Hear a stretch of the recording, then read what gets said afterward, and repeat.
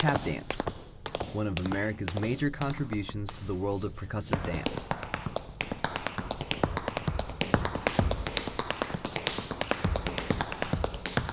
Born out of the melding of African and European dance traditions.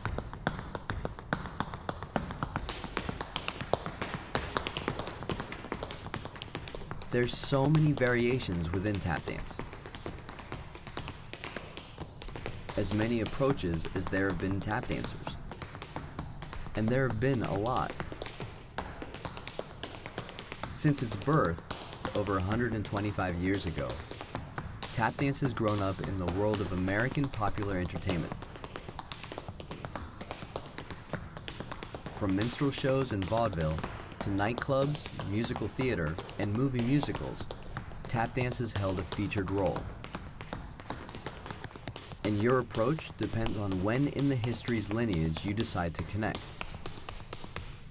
The landscape of American entertainment shifted in the 1950s and 60s. Big bands became cost prohibitive, rock and roll was becoming the popular music, and American musical theater moved towards a format incorporating ballet narrative rather than the extension of variety shows that it had been in the past.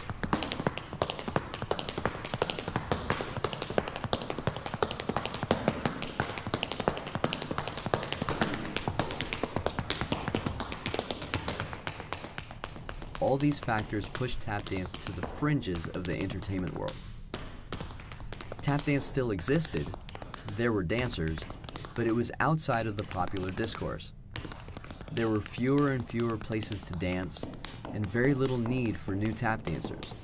So those who had been dancing in the 20s, 30s, and 40s really had no one to pass along the art form to.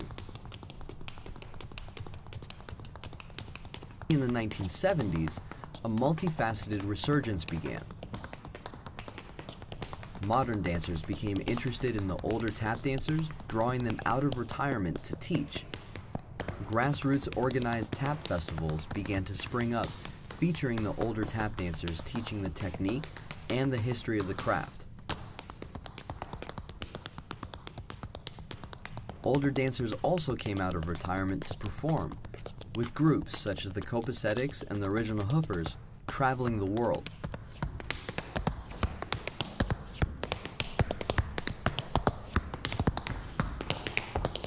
Even Broadway regained interest in the form, with Gregory Hines becoming a public figure for tap dance on the stage and in feature films.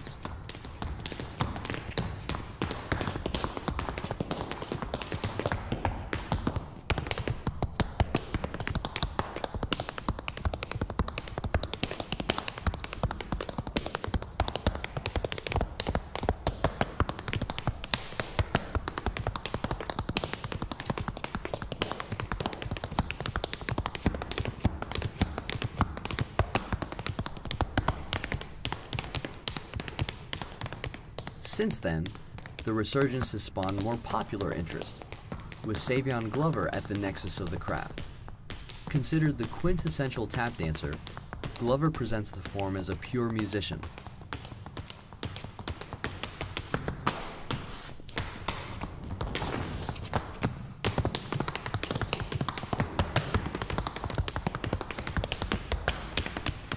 Since the 1990s, and thanks in large part to the work of Savion Glover, we've seen a rise in young people's interest in tap dance. I'm part of that generation.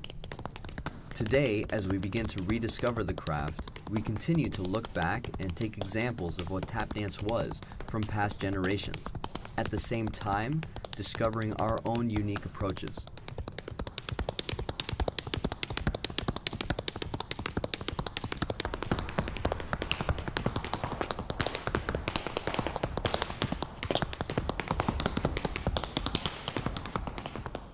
There's so much freedom today. We can take what exists and apply past examples within our own unique context, today's perspective on tap dance.